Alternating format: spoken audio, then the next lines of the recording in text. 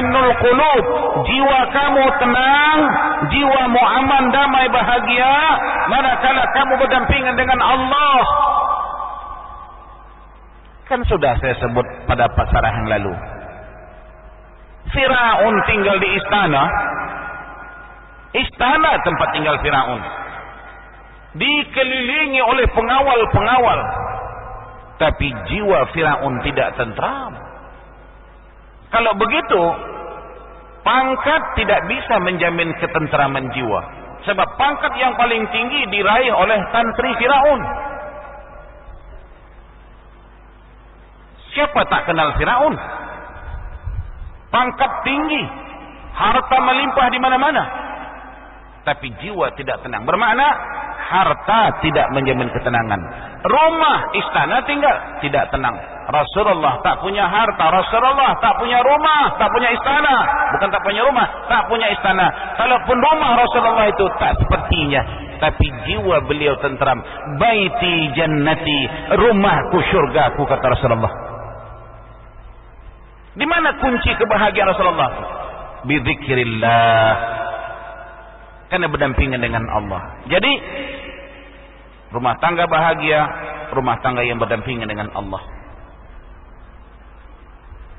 Kemudian tadi katanya sabar. Innallaha ma'as-sabirin, sesungguhnya Allah beserta orang yang sabar. Maknanya sabar adalah makam yang tinggi. Kenapa? Orang yang sabar bersama Allah. Bukan senang tentu nak bersama Allah. Nak bersama orang besar pun susah. Kalau kita sama berjalan kemana-mana sama menteri, main golf sama menteri, main bola sama menteri, oh itu hebat itu bersama. Tak semudah itu. Nah, kalau itu kita rasa hebat, bagaimana orang bersama dengan Allah? Lagi hebat. Kalau orang ini sudah bersama dengan Allah, tentu Allah akan menjaga orang ini. Para hadirin rahimakumullah. Kemudian yang selanjutnya, untuk kita nak menjadikan rumah tangga bahagia sampai ke surga, pastikan ada modal yang ketiga, namanya rasa as-sa'adah. As-sa'adah. Ini resepi yang ketiga, atau alat yang ketiga. Pendapat Ali bin Abi Talhah dan Ibnu Abbas menyatakan, kehidupan yang baik memiliki rasa as-sa'adah, atau rasa bahagia yang mententramkan jiwa. Walaupun goncangan datang bertubi-tubi dan datang silih berganti, dia tetap bahagia. Maknanya, dia kaya, dia miskin, dia rasa sama. Kalaupun aku kaya, hada min fadli Rabbi, kekayaanku ini hanya semata-mata anugerah Allah. Kalaupun dia miskin, maknanya dia kata apa? Ini yang terbaik menurut Allah untukku. Subhanallah. Tak goncang, tak goyang. Wa ima kaya, wa ima miskin, sama saja. Berbeda tentuan kalau orang tak ada iman itu. Kaya, sombong. Miskin, mengeluh. Dia tidak. Rumah tangga dia cukup-cukupan, tidak berlebih-lebih. Pendapatan kerja suami, hasil pendapatan suami sebulan tidaknya banyak, tapi tak ada utang. Tak ada utang sana, tak ada utang sini. Duit belanja anak-anak pun cukup, duit sekolah anak-anak pun cukup, duit belanja rumah pun cukup, untuk istri pun ada. Subhanallah. Tidaknya banyak pendapatan suami, tapi barakahnya lebih. Ini kadang-kadang banyak pendapatan, barakah enggak ada, makin banyak makin susah. Bayangkan saja, banyak pendapatan, nak kasih mak bapak pun 100 pun susah sebulan. Berpikir-pikir kasih tak kasih. Macam mana nak barakah? Dia tak tahu mak bapak yang membesarkan, bapak dulu kasih duit menyekolahkan, itu pun tak pernah terfikir macam mana rumah tangga dan bahagia. Oleh karena itu Nabi kita Muhammad SAW juga berpesan, birru aba'ukum yabirrukum abna'ukum. Kata Rasulullah, berbaiklah kamu dengan ibu bapakmu. Dengan demikian nanti pula anak-anakmu akan berbuat baik kepada kamu. Sebaliknya kalau kita ni anak melupakan mak bapak, nanti tiba saatnya anak kita lupakan kita. Di saat-saat kita susah, anak kita tak pernah ingat kita. Apa ni? Inilah dia akibat kita durhaka pula dengan mak bapak. Macam mana rumah tangga nak bahagia? Dan salah satu rumah tangga bahagia tuan-tuan, tapi solat susah. Kalau kita mampu menjaga ibu bapak duduk bersama dengan kita. Tapi ini susah. Kenapa susah? Barakahnya tinggi, pahala dia besar, cabarnya juga besar. Iyalah kalau besar dia punya jaring, besarlah kita dapat ikan. Kalau jaringnya kecil, ya kan kecil lah. Jadi menjaga mak bapak ini pun satu tantangan, tapi pahalanya juga besar. Sekali lagi, bagaimana kita nak mendapatkan saadah, merasa tentram? Kembalilah tadi saya katakan, pengenalan kita kepada Allah. Sebab orang yang mengenal Allah ni tuan-tuan, ya, saya katakan tadi, dia kaya seperti Nabi Allah Sulaiman kaya. Nabi Sulaiman tidak berbangga dengan kekayaannya, sebab dia tahu bahawa itu adalah daripada Allah. Maka dia kata, hada min fadli Rabbi. Ini hanya semata-mata anugerah Allah. Kemudian sahabat yang miskin, sahabat-sahabat banyak yang miskin harta. Nak kirakan Nabi Isa itu pun miskin. Nabi Isa usahakan harta, bapak pun tak ada. Miskin. Tapi kemiskinan dia tidak menjadikan dia manusia durhaka kepada Allah. Kemiskinannya pun tidak menghambat kebahagiaan rumah tangga.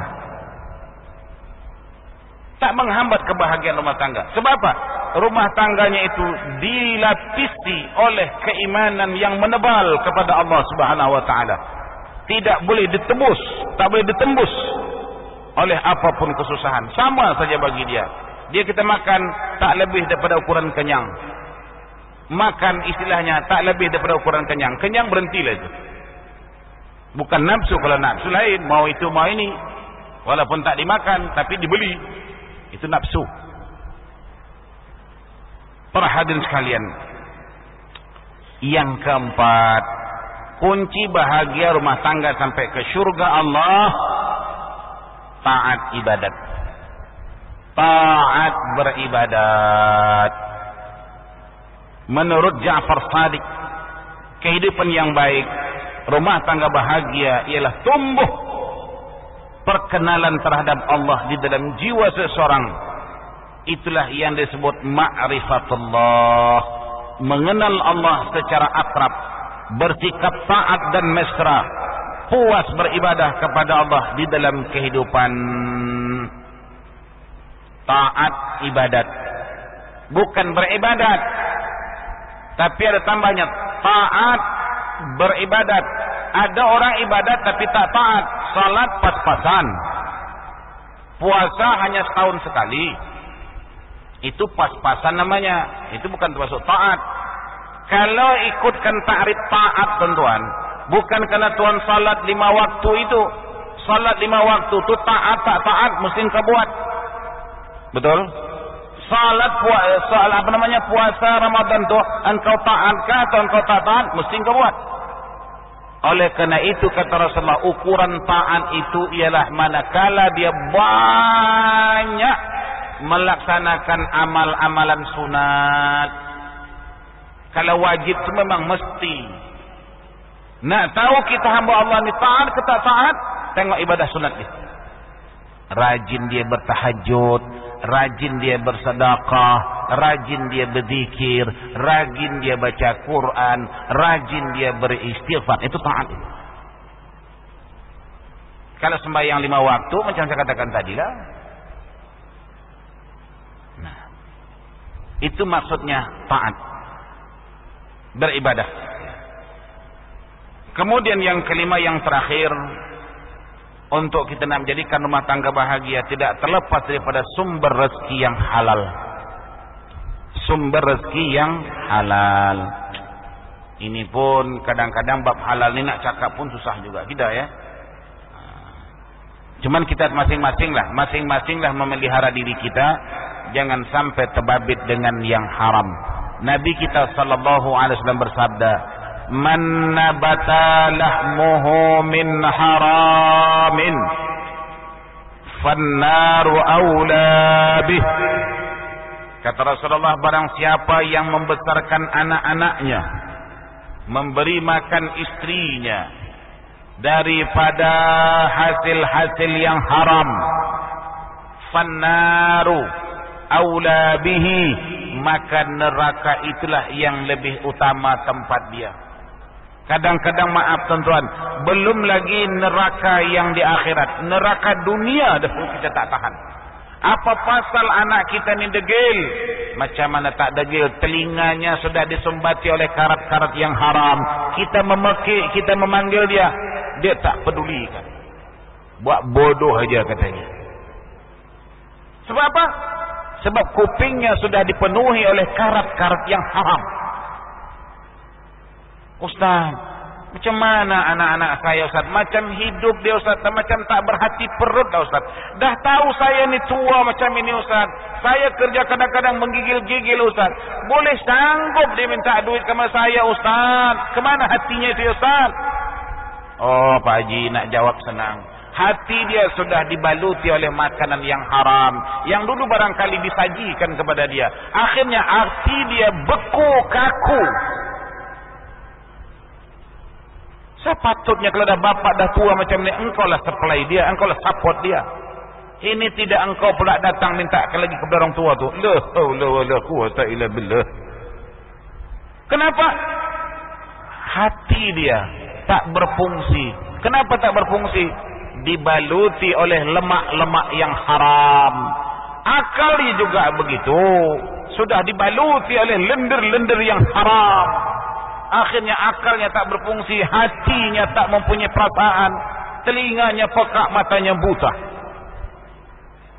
Ini akibat daripada kita membesarkan mereka daripada hasil yang haram. Oleh karena itu Nabi kita Muhammad SAW meminta, ajar kepada kita, Allahumma ghnini bihalalika an haramik wa bifadlika amman siwak.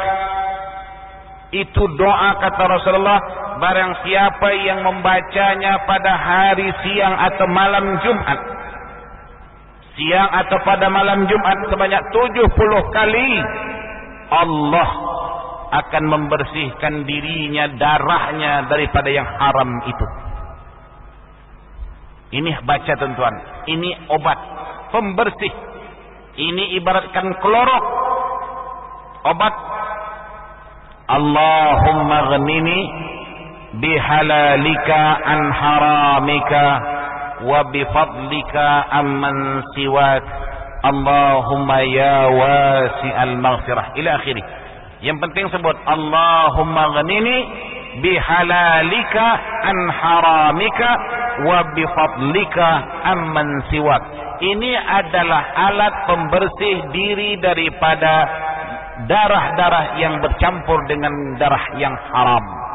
Dibersihkan oleh doa itu insyaAllah, tetapi jangan diulang memakannya lagi. Jadi inilah tuan-tuan, malam ini ada berapa tadi? 5 resepi yang saya bawa malam ini. Mudah-mudahan bagi kita yang mengamalkan ini, insyaAllah rumah tangga kita akan menjadi rumah tangga bahagia sampai ke syurga insyaAllah.